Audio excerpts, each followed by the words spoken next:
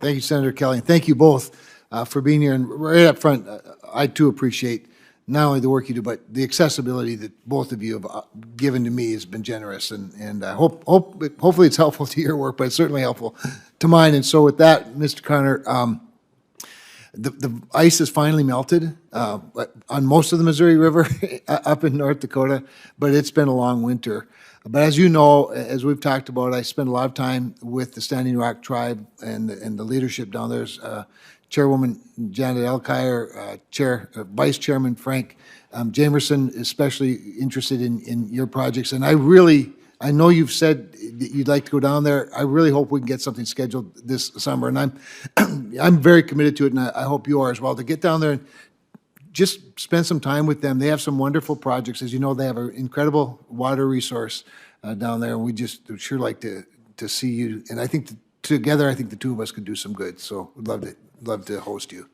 I would just like to let you know we'll be there for the executive leadership meetings with the Corps this coming week, and I will spend a little bit of time with the tribe. But Senator, there's a lot of things going on up there. I would be happy to make a return engagement with you. I share your views. I appreciate that very much, and I know that Frank and Janet and the others are going to be grateful just to hear that.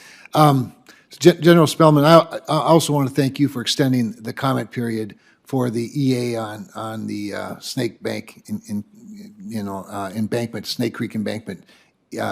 Really, really important. And I want you also to know, I've talked to the governor, I've talked to the economic developers, and they're going to get you all the information that they need. At least the ball's in their court now to make a good assessment. My only admonition would be just to, again, stress the importance of an all-encompassing perspective that recognizes that provides water for about 50% of the population of North Dakota, obviously important to development, economic development, some billions of dollars actually worth of projects that will require that water. So thanks for extending that.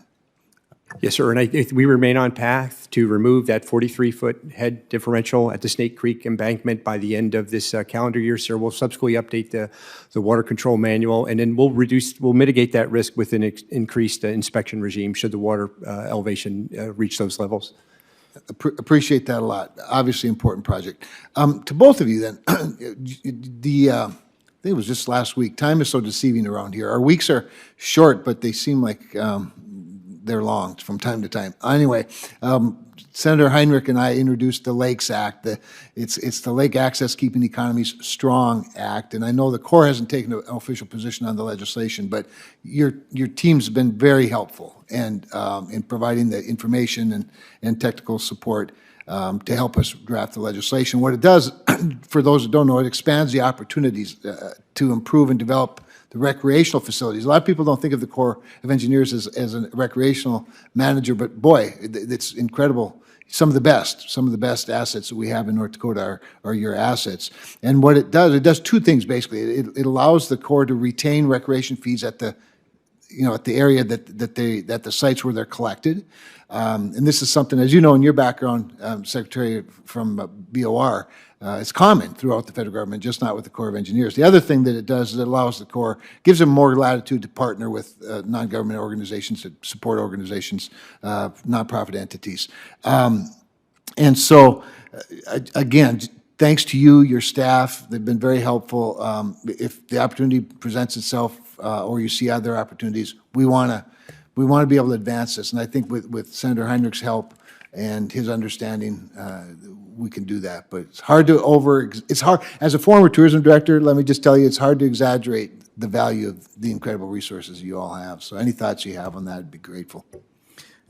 I'll judiciously stay away from opining on the legislation, but I will say thank you very much. I think 5 agencies have that authority already, including the Bureau of Reclamation, which has a similar mission, although our recreation mission is significantly larger. I think we are the largest, have the largest number of campgrounds, or we're second to the Forest Service. I can't remember exactly, but bottom line is it takes some pressure off of our budget, and I think greatly has the capacity to provide improved services and facilities for those using those recreation facilities. So we will look forward to taking a look at that legislation, but thank you for thinking of us because that's a very important part of our mission. Well, and I know that the support groups, the nonprofits, the people that use the assets are going to be very grateful as well. So we'll work on getting that done without your opinion, but you're grateful for your support. Thank you, Mr. Chairman. Thank you.